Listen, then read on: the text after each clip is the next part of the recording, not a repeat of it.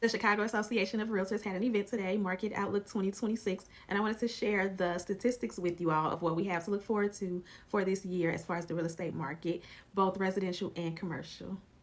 This chart is for my homeowners that will be in the market in the near future to sell their home, or they're wondering if it's a good time to sell their home. I wanted to show you the chart for weekly mortgage applications. So if you look from January 2025 to November 2025, you do see a weekly increase in mortgage applications. So if you're wondering if there are buyers out there, yes, there are. There are people that are seriously looking to purchase property, to purchase homes, maybe purchase your home.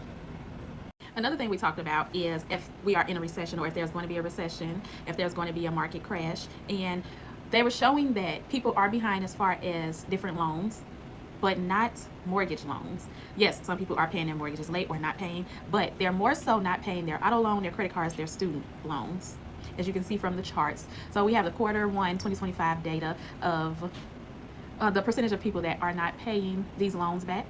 So I know people were looking forward to there being like so many foreclosures and things of that nature, but people are more so making sure they're paying their mortgages, but delinquent on student, credit card, and auto loans. Speaking of foreclosures, I wanted to show this chart to show seriously delinquent mortgages and people in foreclosure.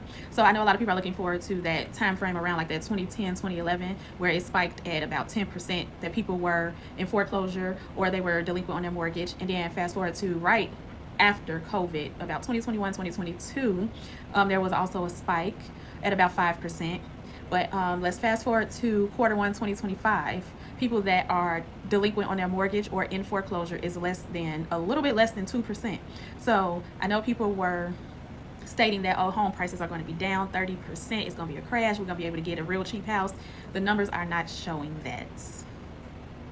And still on the topic of recession, so that falls under the category of unemployment. Also, we have to talk about that. So we'll go to the end of the chart, January 2025. So they have the data as of November. So unemployment rate was at 4.6% in November.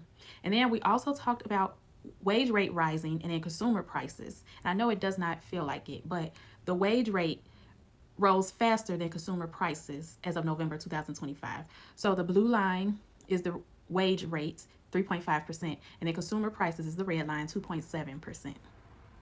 All right, landlords, so what's ahead for Chicago as far as multifamily units are concerned? So rent growth is expected to moderate, but it will remain well above the national average. So if you're looking to expand your portfolio or you're looking to get into multifamily real estate, this is a good market for that.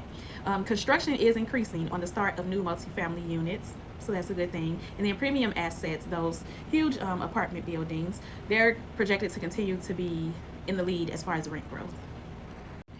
So showing the data, rent growth in Chicago is outpacing the national rate by a wide margin. The blue is City of Chicago, the green is Chicago metro area, the red is national. So you look at the forecast line for year 2026, the blue line is close to 5% rent growth.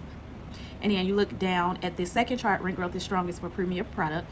The blue line is for 4 to 5 star properties, and that is also a little above 5%. So I just wanted to show you the charts for the information that I just shared previously. All of my previous data and previous charts were about Chicago. I did want to put in a nationwide chart. So existing home sales are expected to go up 14%.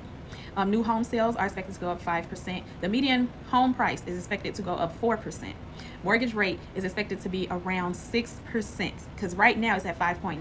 And then job gains, we're looking to add, the economy is looking to add 1.3 million jobs. The unemployment rate it was 4.6, expected to be around 4.5%.